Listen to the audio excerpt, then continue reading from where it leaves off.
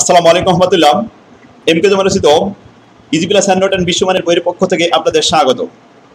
আজকের টিউটোরিয়ালের বিষয় প্রিন্সিপাল অফ অ্যাকাউন্টিং এর তৃতীয় অধ্যায়, অ্যাকাউন্টিং প্রসেস, হিসাব প্রক্রিয়া। এটি খুবই গুরুত্বপূর্ণ একটি অধ্যায়। এই অধ্যায়টি 4টি বিভাগে দেওয়া হয়েছে। এই অধ্যায় থেকে প্রতি বছরে বি পার্ট এবং সি পার্টে 2 সেট প্রশ্ন আসে। তাদের অঙ্কগুলি সহজভাবে শেখানোর উদ্দেশ্যে আমার বইয়ে আমি সিলেবাস অনুযায়ী মাত্র 4টি ফরম্যাটে ভাগ করে অঙ্কগুলো আলাদা করে সাজিয়ে দিয়েছি। একজন শিক্ষার্থী যদি আমার বই থেকে মাত্র এই 4টি ফরম্যাটের 4টি অঙ্ক ভালোভাবে আয়ত্ত করতে পারেন, তাহলে আশা করি ইনশাল্লাহ এই অধ্যায়ের কোনো অঙ্ক আর জরুরি থাকবে না। তাহলে চলুন প্রথমে আমরা ফরম্যাট 4টি দেখে আসি। পয়েন্ট নাম্বার 1, জেনারেল জার্নাল, সাধারণ জাবেদা। Point number 2, errors and the rectification journal, ভুল সংশোধনী জাবেদা। পয়েন্ট নাম্বার 3, লেজার, খতিয়ান। পয়েন্ট নাম্বার 4, ট্রায়াল ব্যালেন্স, রেওয়ামিল। সেক্ষেত্রে ধারাবাহিকভাবে আমরা এই 4টি ফরম্যাটের গাণিতিক সমস্যাগুলো সমাধান করব। তো আজকের ক্লাসে আমরা 1 নম্বর ফরম্যাটের অঙ্কগুলো সমাধান করব। 1 নম্বর ফরম্যাটটা হলো জেনারেল জার্নাল, সাধারণ জাবেদা।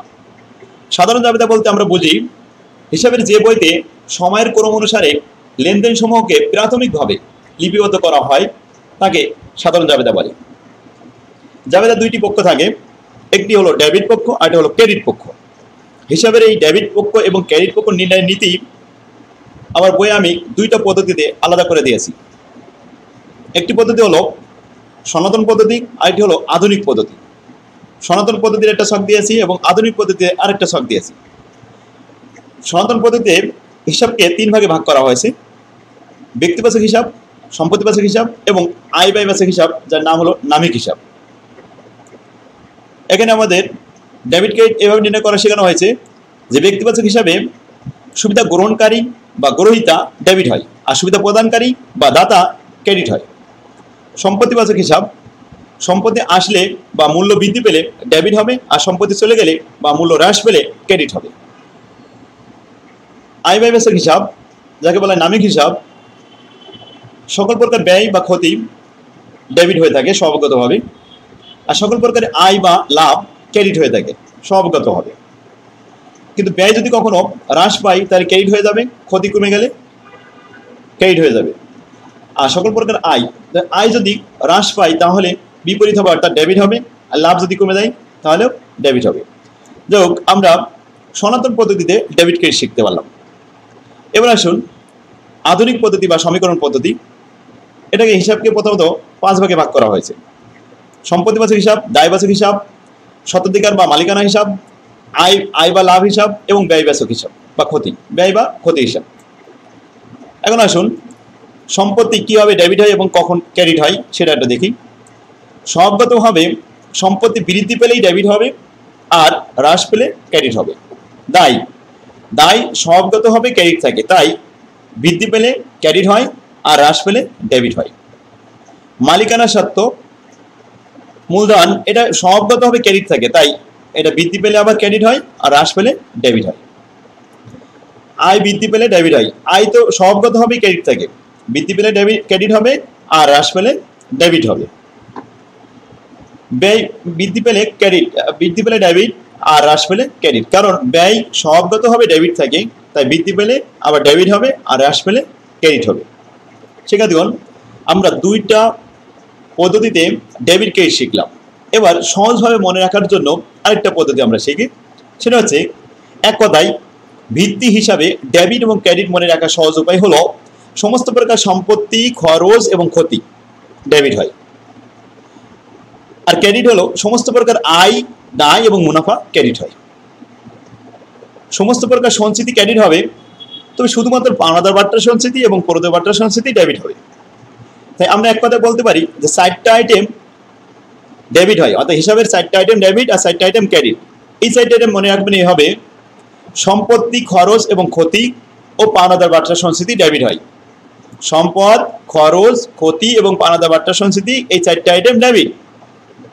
আর আয়, দায়, মুনাফা এবং অন্যান্য সঞ্চিতি ক্রেডিট। কয়টা আইটেম? 4টা। তাহলে 4টা ডেবিট এবং 4টা ক্রেডিট। আবারও বলি, 4টা আইটেম ডেবিট হবে। ডেবিট সাইডটা হলো সম্পত্তি, খরচ, ক্ষতি এবং পাওনাদার বাট্টার সঞ্চিতি বা প্রদেয় বাট্টার সঞ্চিতি। কয়টা? 4টা ডেবিট হলো। আর আয় দায় মুনাফা এবং অন্যান্য সঞ্চিতি, পাওনাদার সঞ্চিতি বাদে অন্যান্য সঞ্চিতিগুলো সব ক্রেডিট হয়। 4টা ডেবিট 4টা ক্রেডিট। আরো সহজভাবে বলা যায় যে কোনো কিছু অনুকূলে আসলে ডেবিট আর চলে গেলেই ক্রেডিট। এবার আসুন আমরা যে সম্পদ, ব্যয় এবং আয় ও দায়গুলো নিয়ে আলোচনা করছি, হিসাব বিজ্ঞানে আমাদের ব্যবহৃত সম্পত্তি কয়টি, খরচ কয়টি এবং আয় কয়টি, দায় কয়টি, এগুলো নিয়ে আমরা একটা আলোচনা করতে পারি। কারণ সাধারণত হিসাব বিজ্ঞানে আমাদের যে সমস্ত সম্পত্তির নাম ব্যবহার হয় সেগুলো হাতে গোনা কয়েকটি। 25টি সম্পদ, 25টি দায়, 15টি আয় আর 47টি ব্যয়, এই কয়টা আমাদের ব্যবহৃত হয় সারা বইতে। যদি আমরা প্রথমেই এই 25টি সম্পত্তির নাম ইংরেজি সহ বাংলা অর্থ সহ ইংলিশ পড়তে পারি, তাহলে 25টি সম্পত্তির নাম, 25টি দায়ের নাম, আর 47টি খরচ বা ব্যয় আর 15টি আয়, এগুলি যদি আমরা ইংরেজি বাংলা অর্থ সহ পড়তে পারি বা তালিকা দেখতে পারি, আমাদের জন্য খুবই সহজ হবে জাবেদা করতে। এবং সাধারণত ফার্স্ট ইয়ারের ছাত্রদের জন্য এটা ইংরেজিতে করতে গেলে একটু সমস্যা হয়, যার কারণে ওয়ার্ড মিনিংগুলো থাকলে অনেক উপকার হয়। আমার বইয়ে আমি 1500 ওয়ার্ড মিনিং দিয়েছি, আর যে সমস্ত সম্পদ এবং দায়, খরচ এবং আয়ের নামগুলো ব্যবহার হয় সেগুলো আমি তালিকা তৈরি করে দিয়েছি। তাহলে চলুন আমরা সেই তালিকাগুলো দেখে আসি। আমি লিখে দিয়েছি হিসাব বিজ্ঞান অঙ্ক করার চাবিকাঠি। সম্পত্তি কাকে বলে, স্থায়ী সম্পত্তি কাকে বলে, চলতি সম্পত্তি কাকে বলে, বিস্তারিত খুব সুন্দরভাবে আমি লিখে দিয়েছি। এগুলো আমার বই থেকে আপনারা অবশ্যই পড়বেন, তাহলে অনেক কিছু জানতে পারবেন। বেসিক জানার জন্য আমার বইটা আপনাদের অনেক উপকার করবে। তো আপনারা যা যা দরকার, একজন ছাত্রের যা দরকার আমি ঠিক সেভাবে খুব সুন্দরভাবে গুছাই বইটা লিখে দিয়েছি। তো আপনারা যে যেখানে আছেন বাংলাদেশের 64 জেলা থেকেই আমার স্ক্রিনে যে নাম্বারটি দেখতে পাচ্ছেন এই নাম্বারে যোগাযোগ করবেন, আমাদের অফিস থেকে অনলাইনে বইটা পাঠিয়ে দেওয়ার ব্যবস্থা করা হবে। হিসাব বিজ্ঞানে ব্যবহৃত বিভিন্ন হিসাব খাতসমূহ, সম্পত্তি, দায়, আয়, ব্যয়, মালিকানা সত্ত্ব ইত্যাদি আমি এখানে বিশদভাবে আলোচনা করেছি। এখন আসুন স্থায়ী সম্পত্তি। স্থায়ী সম্পত্তি সাধারণত আমাদের ব্যবহার হয় 13টি। তো এর আগে আমি বলি সম্পদ কয়টি বলেছিলাম, 25টি। এই সম্পদকে দুই ভাগে ভাগ করে দিয়েছি। স্থায়ী সম্পত্তি 13টি আর চলতি সম্পত্তি 12টি। এই 12 আর 13, 25টি, এই 25টি বারবার ব্যবহার হয়। তো এখান থেকে আপনারা ওয়ার্ড মিনিং সহ দেখতে পাবেন। দেখুন, অফিস ইকুইপমেন্ট মানে অফিস সরঞ্জাম। এভাবে আমি এখানে মোট টোটালি 13টি স্থায়ী সম্পত্তি লিখে দিয়েছি। এগুলো যে স্থায়ী সম্পত্তি পাশে এখানে লেখা আছে ফিক্সড অ্যাসেট। আর যেগুলো ফিক্সড অ্যাসেট কিন্তু অদৃশ্য সম্পত্তি আছে, সেগুলো আমি এখানে দিয়েছি যে 3টি অদৃশ্য সম্পত্তি আছে, সেগুলো ব্যালেন্স শিটে স্থায়ী সম্পত্তি হিসেবে ব্যবহার হয়, কিন্তু এই সম্পত্তিগুলো দেখা যায় না, এই জন্য এটাকে বলা হয় অদৃশ্য সম্পত্তি। যেমন গুডউইল, কপিরাইট, প্রিলিমিনারি এক্সপেন্স। এবার আছে চলতি সম্পত্তি। চলতি সম্পত্তি আছে 12টি অড মিনিং সহ আমি এখানে লিখে দিয়েছি। আপনারা মাত্র 10 থেকে 15 মিনিটে যদি এই তালিকাটা দেখেন তাহলে সারা বছর আপনার এই অড মিনিং নিয়ে টেনশন থাকবে না। তো আসুন চলতি সম্পত্তি কয়টি, তাহলে 12টি, আর স্থায়ী সম্পত্তি 13টি, মোট হলো 25টি। ইনকাম আছে এখানে 15টি। ইনকামের এখানে ইংরেজি সহ, এখানে বাংলা অর্থ সহ সব ইংলিশ লিখে দিয়েছি, যেগুলো হবে ইনকাম, যেমন service revenue, commission revenue, sales revenue, dividend receive, এই ধরনের আয়গুলো 15টা আমি আমার বইয়ে তালিকা তৈরি করে দিয়েছি। এগুলো আপনাদের জন্য খুবই উপকার আসবে। এবার আসুন এক্সপেন্স, ব্যয়।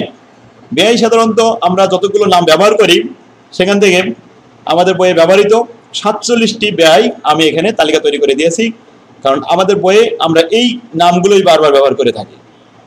যেমন স্যালারি মানে বেতন, তার রিপেয়ার্স এক্সপেন্স মানে মেরামত ব্যয়। এভাবে আমি মোট কয়টা দিয়েছি এখানে, 47টি। এই তালিকাটা আমার বইয়ে পাবেন। অনেক কষ্ট করে আপনাদের জন্য আমি এগুলো তৈরি করে দিয়েছি, কারণ বেসিক জানার জন্য এগুলো খুবই জরুরি দরকার। এবার আসুন লায়াবিলিটি। লায়াবিলিটি আছে 25টি, 3 ভাগে ভাগ করে দিয়েছি।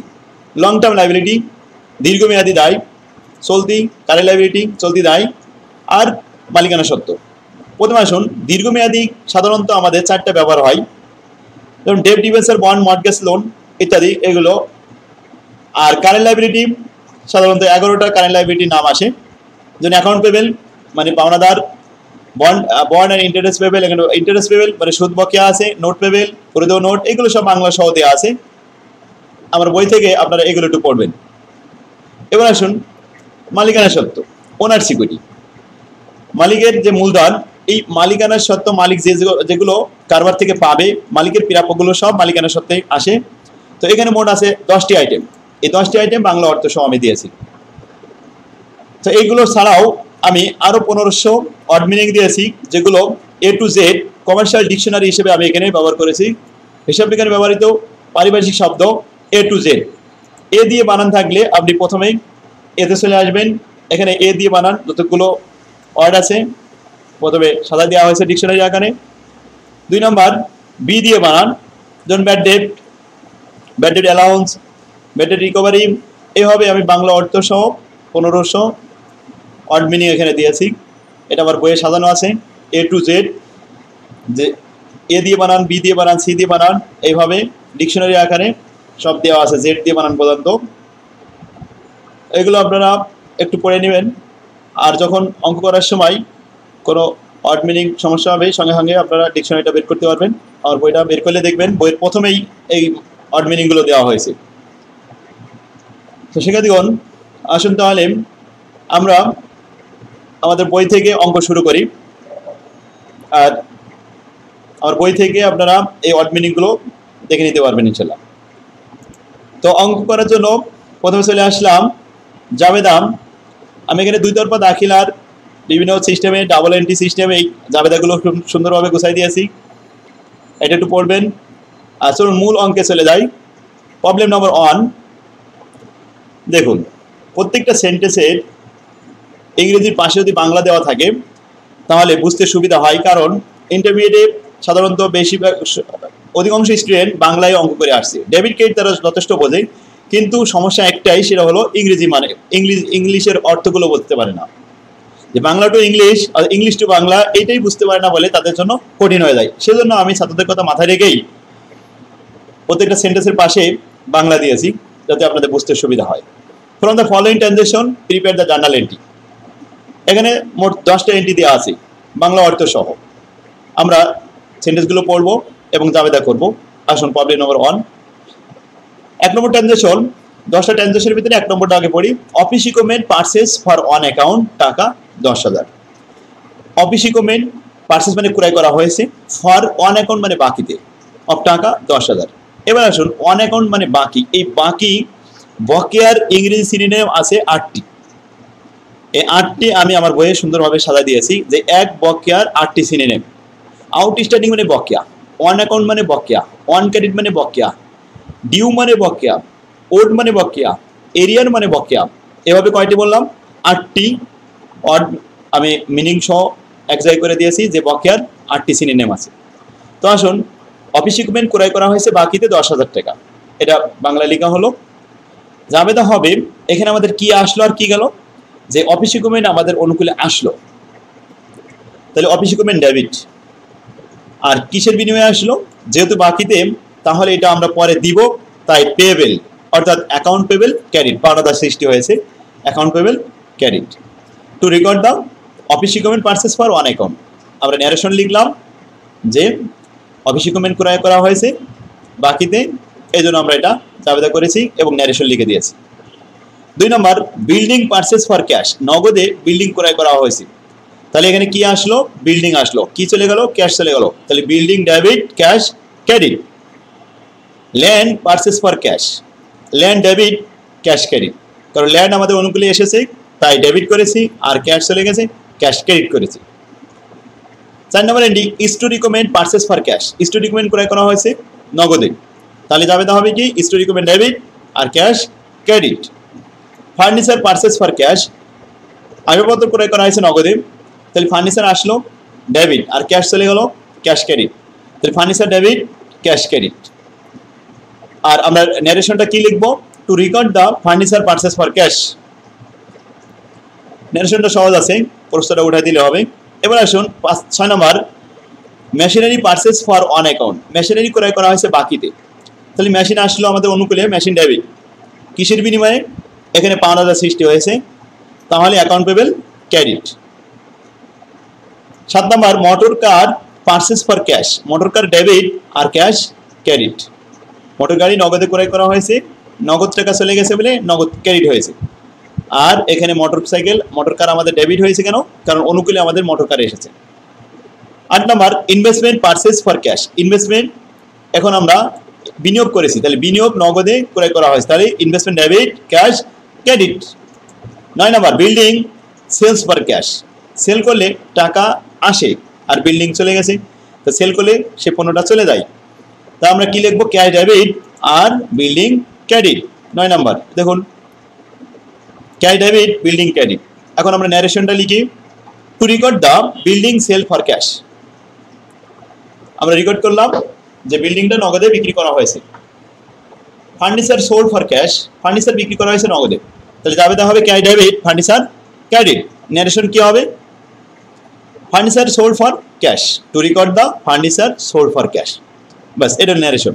যাবে কি বললাম? Cash debit furniture credit.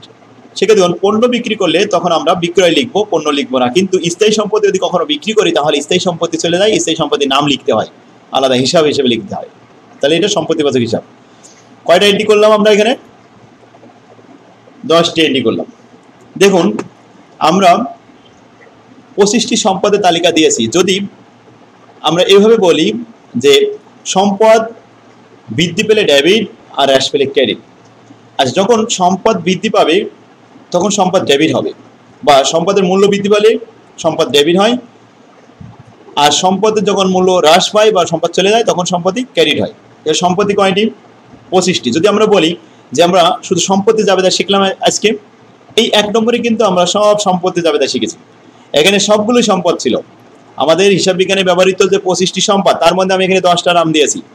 Equipment, তারপর লিখেছি building, land, store equipment, furniture, machine, motor car, investment, building এবং ফার্নিচার ইত্যাদি, এগুলো সবই স্থায়ী সম্পত্তি। তাহলে সব সম্পত্তি আমরা এখানে ক্রয় বিক্রয় সংক্রান্ত জাবেদা করলাম। এবার 2 নম্বরে আসুন, খরচ সম্পর্কে আমরা দেখি। সমস্ত খরচ ডেবিট হয় আর ক্যাশ ক্রেডিট হবে, তাই না? খরচ যখন বৃদ্ধি পায় তখন খরচ ডেবিট, আর খরচ যখন হ্রাস পায় তখন খরচ ক্রেডিট হয়। তো খরচ নিয়ে আমরা 2 নম্বর জাবেদাটা তৈরি করেছি। 2 নম্বর অঙ্কটা আমার বইয়ের প্রবলেম নাম্বার 2। এই জায়গায় সব এক্সপেন্স নিয়ে আলোচনা হয়েছে। দেখুন salary paid for current month, চলতি মাসের বেতন প্রদান করা হয়েছে। পেইড বললে টাকা চলে যায়, ক্যাশ ক্রেডিট হয়, আর রিসিভ বললে টাকা আসে, ক্যাশ ডেবিট হয়। কি জন্য আসলো, কেন চলে গেল, আর কেন আসলো, এটাই আমাদের কারণ হিসেবে ডেবিট ক্রেডিট হবে। তাহলে আসুন, স্যালারি পেইড করা হয়েছে চলতি মাসে 4000 টাকা, এখানে আমাদের ক্যাশ ক্রেডিট হয়েছে। কেন ক্রেডিট হয়েছে? কারণ বেতনের কারণে। তাহলে স্যালারি ডেবিট, ক্যাশ ক্রেডিট। যে কারণে ক্যাশ চলে গেছে ওই কারণটা এখন ডেবিট হবে, যে কারণে ক্যাশ আসবে সেই কারণটাই ক্রেডিট হবে, কারণ ক্যাশ আসলে ডেবিট আর সেই কারণ হবে ক্রেডিট। যেমন আমার 2 নম্বর বলা আছে রিপেয়ার্স এক্সপেন্সেস পেইড 5000 টাকা, তাহলে মেরামত ব্যয় প্রদান করা হয়েছে 5000 টাকা। আমরা জাবেদা করব rent repair expenses debit, cash credit.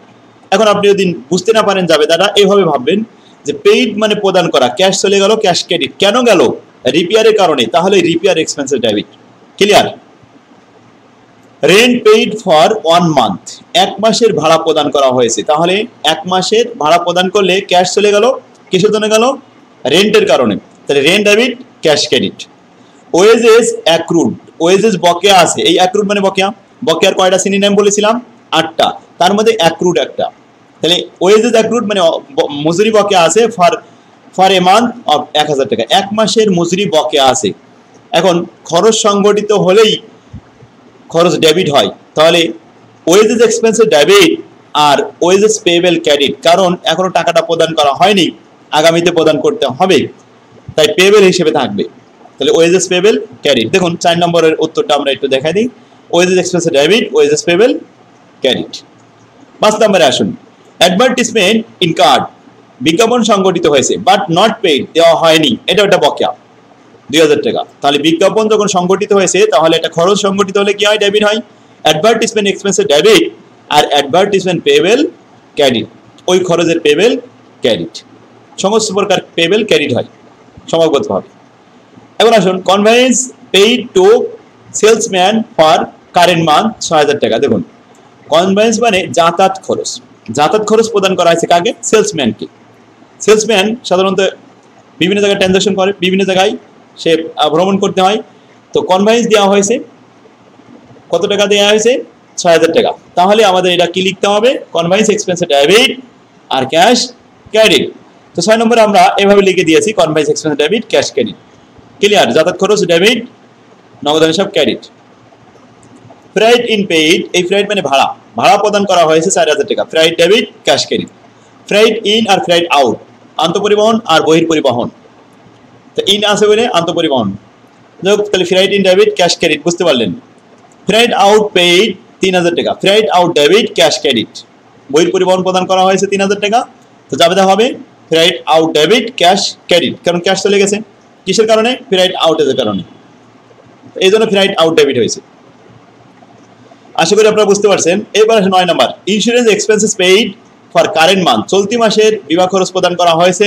তাহলে আমরা জাবেদা করব ইন্স্যুরেন্স এক্সপেন্সেস ডেবিট আর প্রিপেইড ক্যাশ ক্রেডিট। এখন খেয়াল করুন, যদি ইন্স্যুরেন্স অ্যাডভান্স করা হয়, একত্রিতভাবে অগ্রিম প্রদান করা হয়, সেক্ষেত্রে প্রিপেইড ডেবিট হয়, অগ্রিম খরচ ডেবিট হয়।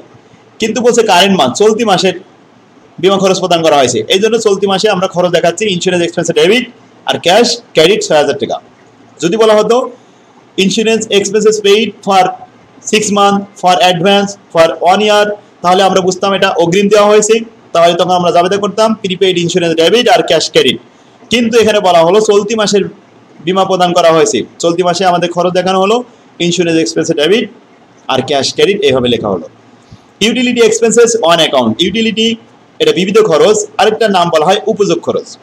এর বাংলা ইউটিলিটির দুইটা বাংলা আছে, একটা হচ্ছে উপযোগ খরচ আর একটা হলো বিবিধ খরচ। তো ইউটিলিটি এক্সপেন্সেস যদি বকেয়া থাকে তাহলে ইউটিলিটি এক্সপেন্সেস ডেবিট আর ইউটিলিটি পেয়েবল ক্রেডিট।